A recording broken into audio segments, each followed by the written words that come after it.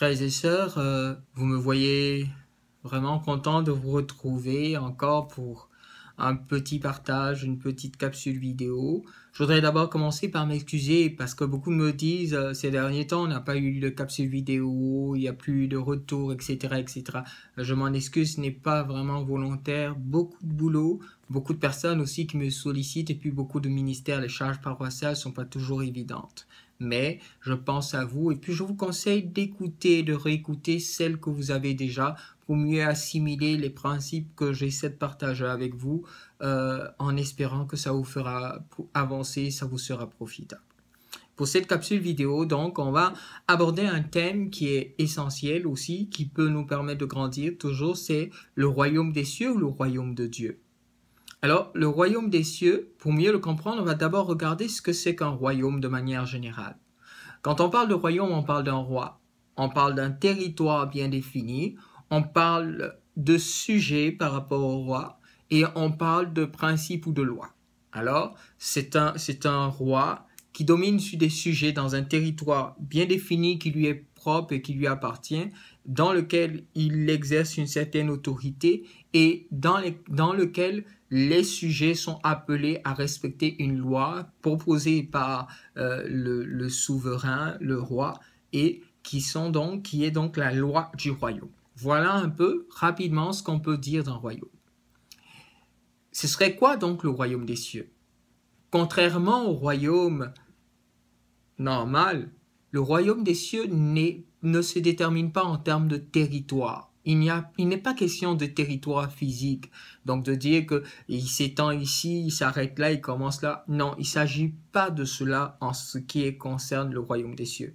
Le royaume des cieux est plutôt déterminé en termes de présence d'enfants de Dieu. Là où il y a des chrétiens, des croyants, là aussi se retrouve le royaume. Là où l'amour est manifesté, là aussi se retrouve le royaume. Là où le nom de Dieu est prononcé, là aussi se retrouve le royaume. Donc il ne s'agit pas de territoire, mais il s'agit de personnes pour le royaume des cieux. Là aussi nous avons un roi qui est Dieu, créateur du ciel et de la terre, qui est notre roi. Nous avons une loi qui nous propose, qui se résumerait dans les 10 commandements, qui est plus vaste que les 10 commandements, mais qu'on peut résumer rapidement dans les 10 commandements.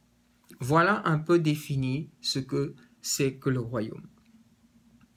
Mais pour mieux pénétrer cette vision du royaume ou la vraie vision du royaume qu'on devrait avoir, c'est d'abord d'essayer de regarder qu'est-ce que Jésus dit du royaume. Au chapitre 4 de l'évangile de Saint Matthieu, le verset 17, le Seigneur dit ceci. Il dit, « Convertissez-vous, car le royaume des cieux est tout proche. » L'une des choses, c'est-à-dire au début du ministère du Seigneur, la première des choses, quand il commence après son baptême, on dit qu'il se mit à prêcher le royaume. Il se mit à annoncer le royaume. Donc, la présence du royaume. Et il dit, convertissez-vous, car le royaume des cieux est tout proche. La conversion, donc, est l'un des critères que le Seigneur présente pour appartenir au royaume. Donc, une personne qui se convertit, qui part d'un état négatif pour aller vers un état positif, donc de changement de vie, quitte un état qui est hors du royaume pour rentrer désormais dans le royaume. La conversion, donc, est l'une des caractéristiques de ce royaume-là, du royaume des cieux. Toujours pour montrer que le royaume des cieux n'est en rien matériel, si on se réfère à saint Paul qui nous dit « Le royaume des cieux ne consiste pas en des questions de boire ou de manger, mais il est justice, paix et joie dans l'Esprit Saint. » Justice, paix et joie dans l'Esprit Saint. Là, saint Paul nous fait comprendre que ce n'est plus une question matérielle ou physique, mais c'est une question de vertu, de manière d'être, de manière de faire, de vision. Donc, là où est le royaume, là aussi doit être la justice, là aussi doit être la paix, là aussi doit être la joie dans l'Esprit Saint. Donc, pas un lieu, mais une manière de faire, une manière de voir, une manière d'être.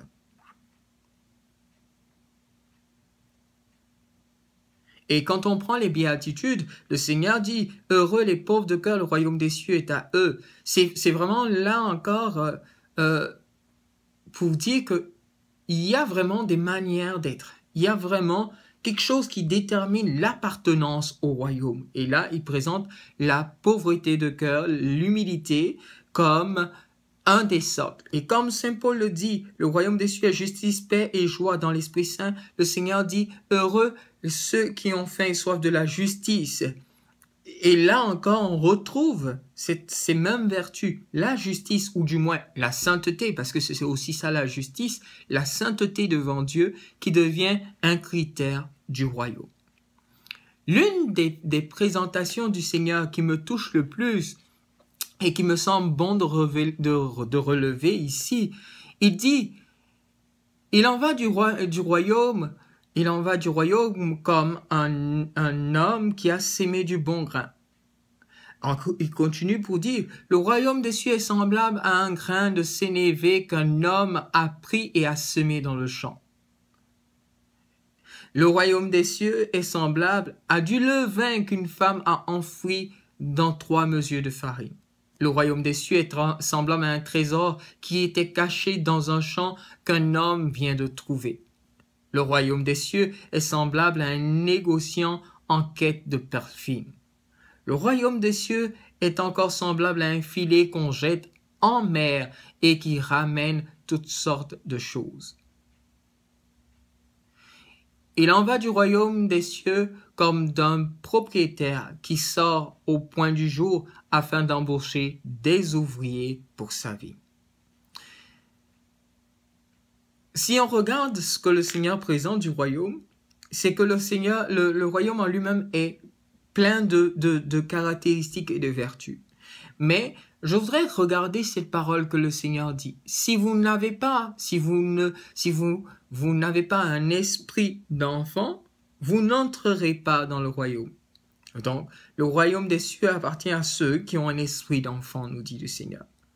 Et l'enfant, c'est celui qui fait confiance. L'enfant, c'est celui qui a le cœur pur.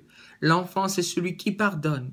L'enfant, c'est celui qui est simple, humble, petit, fragile, mais qui s'appuie sur ses parents. En fait, quand on regarde l'enfant, c'est vraiment cet esprit d'enfant, c'est vraiment l'esprit du royaume. L'humilité, la confiance en l'autre, l'amour. Un enfant, vous le frappez tout de suite, il revient vers vous, il vous excuse. Donc, le pardon, la miséricorde dans le royaume. Alors, c'est vraiment ce à quoi nous sommes appelés. Et aujourd'hui, c'est encore plus fondamental parce que en étant amour, en étant humilité, en étant pardon, en étant simplicité, en étant sainteté, nous faisons grandir autour de nous le royaume. Nous sommes la grain de sénévé planté en terre. Nous sommes la mesure de farine que le Seigneur a déposée dans la pâte. Donc, nous sommes vraiment le sel et la lumière du monde. C'est cela être dans le royaume, c'est cela étendre le royaume. Et il faut bien comprendre, souvent on se trompe en faisant du royaume, on dit que le royaume des cieux, on le voit dans sa dimension eschatologique, c'est-à-dire dans la fin du monde. Non, le royaume, il y a 2 dimensions. Il y a la dimension actuelle du royaume qui est constituée par vous ou par moi, et il y a la dimension eschatologique du royaume, c'est-à-dire la dimension à venir du royaume qui n'est pas encore présente et qui sera établie par la venue du Fils de l'homme. Voilà le retour du Fils de l'homme. Voilà les 2 dimensions du royaume. Mais pour l'instant, nous sommes ceux qui travaillons pour que le royaume de notre Dieu, de notre roi, puisse s'étendre. Comment nous travaillons à ce royaume? Par l'amour, par la sainteté, par l'humilité, par le pardon, la miséricorde, par l'annonce et le respect de la loi du royaume, donc c'est-à-dire des commandements du Seigneur. Voilà. Quand un roi veut établir son règne, il va en guerre. Il prend des armes, il tue, il persécute, etc., etc. Nous n'allons pas en guerre. Nous allons pour convertir, pour étendre le royaume. Nous n'allons pas avec des armes. Nous allons avec l'amour. Nous allons avec la patience. Nous allons avec la parole de Dieu. Nous allons avec l'exemple de vie. Nous allons avec la miséricorde. Voilà comment nous étendons le royaume. Et il est bon d'étendre le royaume. Le monde a besoin du royaume pour avancer. Et si le royaume souffre par notre faute, le monde prend le dessus sur le royaume. Mais si le royaume va bien, parce que nous allons bien et que nous vivons mieux comme fils du royaume, non plus comme serviteurs, mais fils du royaume, fils de notre Père, le monde trouve un sens, le monde trouve une lumière, le monde trouve un chemin, une manière d'être qui est son salut et qui est le salut de toute l'humanité en même temps. Nous sommes donc appelés à étendre le royaume, toi, moi, un amour partant, un amour, comme je dis, il n'y a pas de demi-mesure. Si tu as la haine dans ton cœur, qui sers-tu? Parce que celui qui est le chef, le prince de la haine, de la rancune, de la jalousie, de la méchanceté, c'est Satan. Celui qui est le prince de l'amour, de la paix, de la justice, de l'humilité, c'est le Seigneur. Si tu es dans la haine, si tu es dans la rancune, si tu es dans la méchanceté, qui sers-tu? Si tu es dans la justice, si tu es dans la paix, si tu es dans l'amour, qui sers-tu? Le Seigneur, bien sûr. Alors, il t'appartient à toi, mon frère, ma sœur, d'étendre le royaume. Il est temps pour nous de nous lever, fils du royaume. Il dit que le royaume des cieux appartient aux violents. Violents, non pas physiquement, mais ceux qui ont de la volonté, ceux qui ont de la rage au ventre pour voir Satan tomber de l'eau. Il dit, lorsqu'il envoyait les fils du royaume, deux par deux les 72, il voyait Satan tomber de haut. Et nous devons aider, établir ce règne, nous devons briser ce règne de Satan et instaurer la grâce du Seigneur, la vie du royaume partout où nous passons. Car nous sommes le royaume. Le royaume des cieux est en vous, nous dit la parole de Dieu. Le royaume des cieux est en toi. Alors que Dieu te bénisse, mon frère, que Dieu te bénisse, ma sœur. Et puis, n'hésite pas à partager cette vidéo. Peut-être qu'elle aidera une personne à mieux comprendre.